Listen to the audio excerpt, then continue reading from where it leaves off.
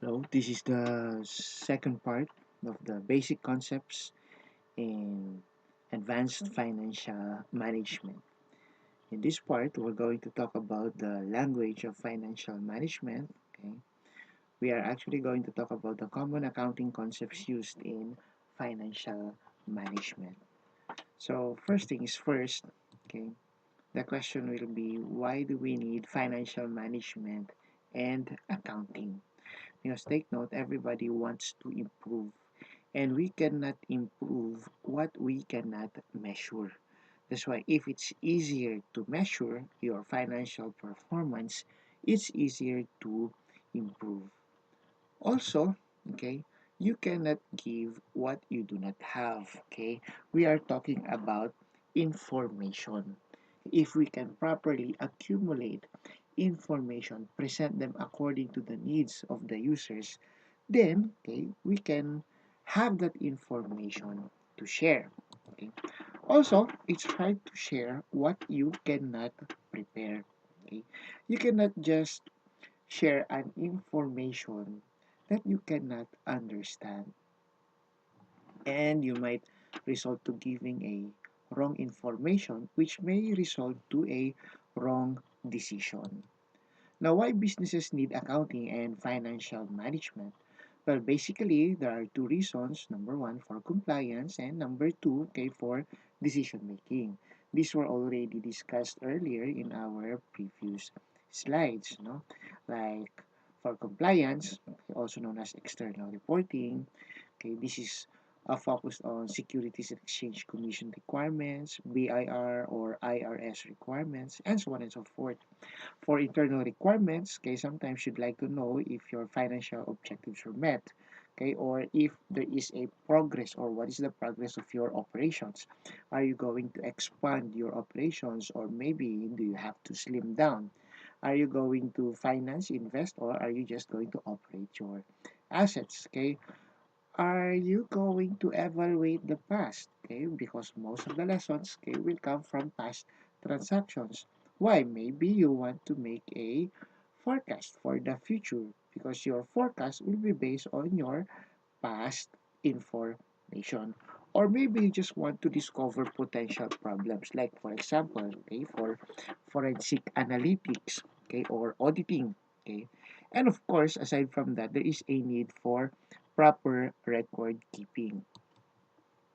Now, why is this important? Now, aside from the reasons stated above, okay, well, of course, for management, and there are different areas, no, a lot of areas in management or in financial management, but most of the time, okay, financial management is focused on cash flow management. Of course, this is the lifeblood of business, okay, or receivable management. Okay, your revenues which are not yet collected, they are known as receivables.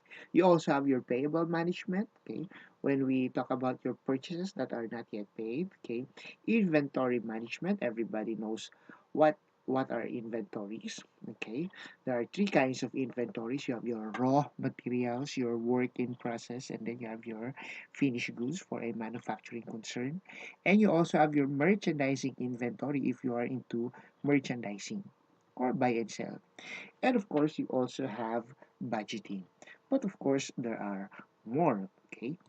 And as of this point, you should already know what is accounting, okay, and the different processes involved. But as of this point, okay, after part one, okay, I want to emphasize, if you just want to have a shortcut with a accounting process, you can focus on identifying transactions, recording, and communicating the results of these transactions to organizations, okay, to interested users. Okay, so we have this slide. Anyway, I'll be providing this slide together with this recording. These are your users right here. You have your external users. You have here your internal users and customers. Why is it black? Because sometimes no, they classify this as external users. Okay. Sometimes they are part of internal users. It really depends on the type of decision that our customers are making. Okay. So these are your commonly asked questions, okay? Like, can you afford to give an employee a raise, okay, which will be used by your human resources? And did the company earn a satisfactory income? Okay, a question which is commonly asked by investors. Do we need to borrow in the near future? Is cash sufficient to pay dividends to the stockholders? What price for our product will maximize our net income? A pricing decision which is always done, okay, especially by the marketing department. And will the company be able to pay its short-term debts? Okay, a common question, no, asked by our potential creditors. There are some building blocks of accounting. You can read this slide in the future, but as of this point, I just want to emphasize that, okay, there will always be financial reports which are prepared using the generally accepted accounting principles. Okay, as of this point, you should already know what is cost principle. It dictates that companies record assets at their cost. Monetary unit assumption. These include that accounting records only transaction data that can be expressed in terms of money. We'll be going back to this soon. And economic entity, which was already introduced earlier. Okay, that the business should be treated as a separate entity from that of the owners. This means that the owner and the entity can also come into a transaction. Forms of business ownership as a review, you already know this, no? Okay, you have one owner, two or more. This one is also two or more. Ayan. Basic accounting concepts. As of this point, I want to emphasize this part, no, the basic accounting concepts. When we talk about um, monetary measure and identifying transactions. One of the common questions, okay, in accounting is the concept of materiality, because some would say, are you going to record a transaction which is immaterial? Okay? Sometimes what may be material to you may be immaterial to other entities. That's why under accounting, we assume that everything will be material.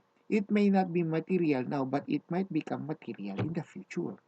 For example, okay, let's say a loss of 5 centavos may be immaterial. Are we going to record that? Of course, because we just don't know when will be the next loss of 5 centavos. What if we will keep losing 5 centavos every hour or every day? So cumulatively, how much would be your total loss? Okay, and there should be proper disclosure, no, of information in our reports.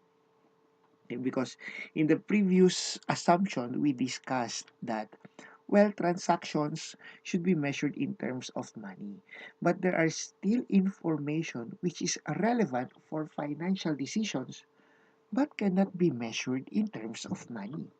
Like, for example, the existence, no, of a possible lawsuit. Ayan, dinimanda po tayo. Okay, so what if, okay, we are going to lose this case, okay, then we will be paying, let's say, a fee of 1 million pesos. It did not yet happen. So under accounting, we should not record this. Or sometimes it may not be the exact amount. Okay, it's just an estimated amount. Okay, so it's really hard to measure. But in this case, okay, it should be disclosed because it will make our financial reports more reliable and relevant. Also, in the process of preparing reports, you should always be objective, okay, and consistent in the use of concepts, no, and principles in the preparation of your reports. And of course, conservatism should also be practiced. When we say conservatism, if there is a loss or a possible loss, we already recognize that. For a possible gain, we wait until the gain, okay, will occur or will be recognized. Some common terms, okay, used in financial management. You'll be hearing a lot of assets, no? These terms, liabilities and owner's equity. Now, when we say assets, we are actually referring to what the business owns. Okay? liabilities, okay, what the business owes. Okay, and you also have your owner's equity, the difference of the asset and the liabilities. Now, another way to understand your accounting equation is, well, assets will come from two sources. Is either the equity of the creditors and the equity of the owners. That's why asset is always equal to liabilities plus owner's equity. This is the basic movement or behavior of our owner's equity. It increases, okay, if there are investments coming from the owner, okay, and it decreases if there are withdrawals. This will also be increased if there are incomes, no? Okay, you have a net income if the revenues is higher than your expenses, and this one will be decreased if we are incurring losses. That is when expenses are higher than your revenues. Okay, more definitions. Revenues, these result from business activities entered into for the purpose of earning income. Like, for example, your sales, okay, or your fees coming from the services that are provided. Okay, expenses naman, okay, these are your assets consumed or services that are used in the process of earning revenue. Okay, like the services coming from our employees, they are categorized as your salaries expense. Okay, your tax expense and rent expense, these are all your expenses. And of course, there are more. Now, how do we use the basic accounting equation? Well, number one, they should always be in balance because it is an equation. Okay, if there are times that your accounting equation is not in balance, then there is an error or there could be a fraud going on. It says that transactions are a business economic events recorded by accountants. And each transaction has a dual effect on the accounting equation. Later on, we're going to show you, okay, what's the dual effect or the double entry system. So, when is a transaction a recordable transaction? Okay, first you have to identify the event. Here are some examples of events, no? Like you purchase supplies, okay, an employee is hired, or an owner withdraws cash for personal use. Now the question is the financial position, your assets, liabilities, or owner's equity of the company affected? Is it affected? If the answer is yes, then you record that. Now, as you can see, sir, why don't we record the hiring of an employee? Because, well, as of this point, the employee is just hired. But when the employee is paid for their salaries, that's the time we record because your accounting elements are already affected. Here are some more examples. No, let's say this is the transaction. It says that Baron's repair shop was started on May 1 by Nancy. Prepare a tabular analysis. Okay, so the transaction was an investment of 10,000 cash to start the repair shop. Under this problem, it is assumed that there are only three assets, one source of liability, which is your accounts payable, and you have one equity account, which is Baron Capital. So, once the investment was made, what happens to our accounting elements? Well, your cash increased, so you're going to increase your cash. Also, this cash came from the equity of the owner, so we're going to increase that by 10,000. This is what we call the double entry system, wherein both sides of the equation will always be affected. Okay, another transaction will be a purchase of equipment, okay, for cash. So what will happen, okay, to your accounting elements? Well, number one, okay, your cash will be decreased by 5,000. And number two, your equipment will increase by 5,000. So that's your double entry system. It states that there should be at least two elements that are affected. Next, you paid 400 cash for the rent. Okay, so your cash will be decreased by 4,000, and rent, which is an expense, is an element of equity. Okay, so your equity will be reduced by 400, representing your expense. Another transaction will be a receipt of 5,100 from customers. This time your cash will increase by 5,100. And what is this? This is a revenue. This will actually increase our capital. So you now have an increase of 5,100. Okay. A withdrawal will actually reduce our cash and our equity. Okay. Payment for the salaries will reduce our cash and increase our expenses, which in turn, okay, expenses reduce our equity. Incurring of advertising costs, which is an expense, okay, will actually increase your expense, but this time it is on account. This means it's not paid. Therefore, you're going to increase your liability. Also, okay, by providing services on account, this will increase your revenue, but you were not paid. Okay, there's no collection done yet. So you're going to increase your accounts receivable. Accounts receivable are actually your collectibles, the opposite of accounts payable. And you collected, as our last transaction, you collected 120 cash for services previously billed. This will increase your cash and reduce your accounts receivable. So as of this point, you will notice that you have the following totals for your cash, receivables, equipment, payable, and your equity. Also, okay, you have the following expenses and revenue accounts, which you can actually total on this side. Now from there, you can actually check if your total assets are equal to the total of your liabilities and equity. So if you add 680 plus 630 plus 5,000, it should be equal to how much? 12,450. And that should be the total of 250 plus 12,200. From there, you can now prepare your basic financial statements. Assuming that these are our basic financial statements, you can start with the income statement, which is only composed of two basic elements, your revenues and your expenses. And the difference of revenues and expenses is your income. Now, again, in financial management, this is one of the terms that are commonly misused. No? Sometimes we use the term loss or income when we are just referring to revenues.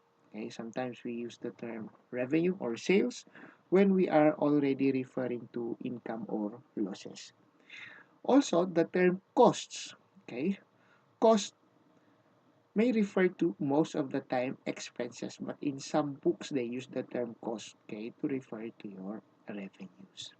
Now, well, sometimes that's correct. It really depends on what type of cost we are talking about. Now, after your income statement, in this case, you have a net income. Okay, this actually came from our earlier slide. Okay, so from there, you get a total of your revenues and expenses, summarize them here, and your net income, because your revenues are higher than your expenses, your net income will now increase your capital. Now you can prepare your owner's equity statement. Starting from the beginning balance, which is the investment of 10,000, you add the income and then you deduct your drawings, you now get the ending balance of your capital, which is 12,200. And if you remember, that is actually the total of our equity from this slide. Okay? Now you already have your owner's equity statement. Okay, take note that this statement indicates how much is your ending capital and where did it come from, okay, or what are the items that affected your capital. So from there, okay, you can now prepare your balance sheet. because your owner's capital is actually an element of your balance sheet. So from our previous slides, which we have shown earlier, or this one, okay, we have computed that your total assets is 12,450. So if you're going to check on your total assets, it should be 12,450, which is equal to your liabilities and your capital, a total of 12,450. Okay, now that you have your balance sheet, take note that this will give us, okay, an idea of our financial position. How much do we own? How much do we owe? And how much the owners own from what the companies own. No? Ayan, tama ba? Okay. What the company owns, what the company owes, and what the owners own from these assets at a certain point in time. And then your cash flows will now show us where your cash came from. How much is our ending cash balance? You have 6,820. Now it's summarized into three categories. You have your operating, investing, and financing. Operating cash flows comes from your daily operations, from the sales or from your services. You have your inflow and outflow. Same with investing, but in this case, you only have an outflow. And then financing, okay, you have your inflow and outflow. Investing activities, okay, refer to the inflows and outflows pertaining to your long-term assets. Okay. Your financing activities, okay, will actually come from transactions pertaining to your capital and long-term sources of financing. There. And that is now your statement of cash flows. It answers the following question: where it came from, where was it used, and what's the balance. Okay? As of this point, I just want to emphasize that these are your major financial statements that we will be using in financial management. And these financial statements, okay, will now be the initial input for financial statement analysis. And under financial statement analysis, we are going to talk about a company's ability to generate profits from its operations, their ability to pay short-term liabilities, also their ability to pay long-term liabilities, or their ability to meet long-term demands. We will also be talking about how efficient they are in using their existing assets to generate revenues. Okay? And of course, how good they are in creating value for their shareholders. This is actually for our second week. Okay, so for spoilers lang, for second week, we'll be talking about comparisons. Okay, we'll be talking about trends and the meaning of these trends as part of interpretation and communication. Well, that's it. I expect that you'll be asking questions. Now, please feel free to post your questions at the comment section where this video will be posted.